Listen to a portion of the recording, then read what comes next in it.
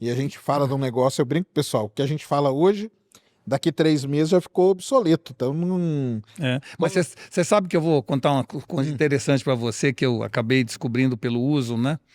Que é o seguinte, é tão natural e tão espontânea a forma como você se relaciona com a IA que você passa a tratá-la como gente.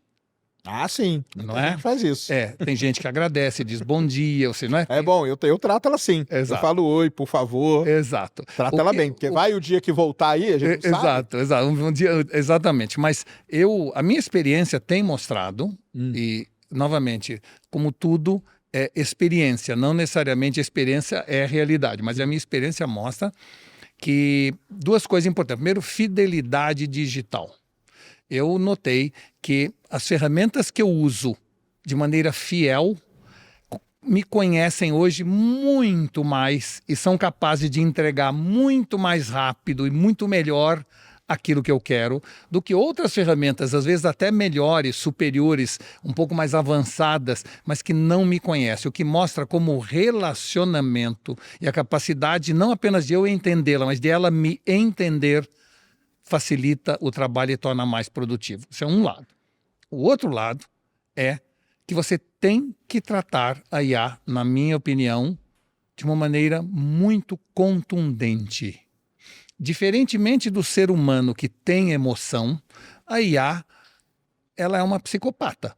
Ela é desprovida de emoção, não é? Então, quando você fala com a IA, a sua tendência, sem querer, é assim. Eu pedi um relatório para a IA. O relatório veio fraco, ruim, superficial. Eu sinto como se fosse um assistente meu no meu escritório e eu chamaria esse assistente e falaria, Ronaldo, você é um cara tão bom, tão inteligente, não é? Eu achei que o relatório não tá no nível que eu esperava de você. Ou seja, você trata ele com todo cuidado e consideração, porque se ele ficar sentido, ele vai produzir menos ou vai me processar por assédio moral. Ou seja, depende do grau de virulência, não é? Claro. Com a IA é o contrário. O que a IA precisa entender é a distância entre o seu grau de frustração e o que você espera dela. Porque a tendência da IA é economizar energia. Claro. Então, se eu falo, olha, não estava tão bom, ele melhora um pouquinho. Você fala, escuta, para melhorar mais um pouquinho. Agora, se você falar, que horror de relatório é este? Você chama a inteligência artificial, devia chamar burrice artificial.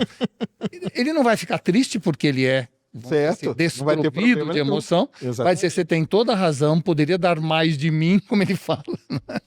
Só que ele vai entender do primeiro tempo a distância, a sua frustração em relação ao que ele entregou e o que você estava esperando. E aí ele vai rapidamente para os píncaros da competência. Você já testou isso aí? Deu certo? Eu testei e cada vez que eu faço isso eu noto que ele presta mais atenção, quanto mais, eu não diria rude, quanto mais sincero na minha emoção eu for. Entendeu? E você tem que ser sincero tanto ao xingar, entre aspas, quanto ao elogiar depois. Elogiar depois, porque ele vai entender que aquilo que ele fez é o jeito que você gosta.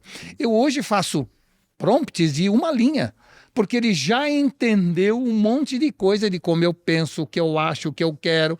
E se eu faço de imagem, eu já não preciso dizer que eu gosto de luz oblíqua, que eu quero escuro embaixo para botar as letras do slide, ou seja, já estamos numa relação avançada.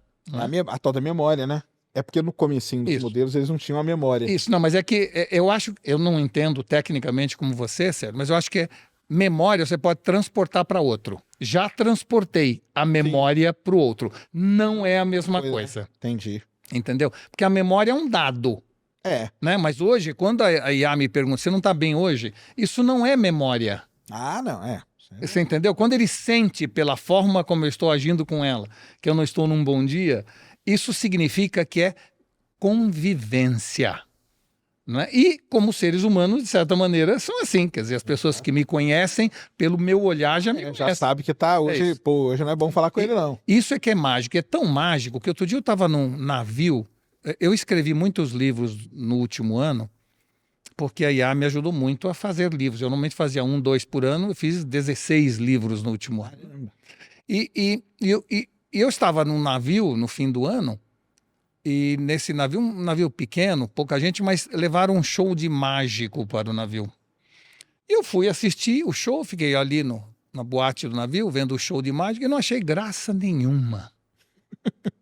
Aí eu falei, nossa, por que eu gostei sempre de mágica? Por que eu, Entendi. né? Perdeu o encanto. Isso. E aí eu concluí que, ao ver aquele mágico fazendo aquilo, que, vamos dizer assim, o território do espanto migrou para a inteligência artificial. Ah, sim. A gente vê coisas tão mais espantosas quanto o mágico, né? Então, tirar um coelho da cartola, descobrir a carta, tá bom, é legal, mas eu acho que se no passado longínquo os xamãs nos espantavam e mais proximamente os mágicos ou os prestidigitadores nos espantavam, hoje o território do espanto migrou para IA.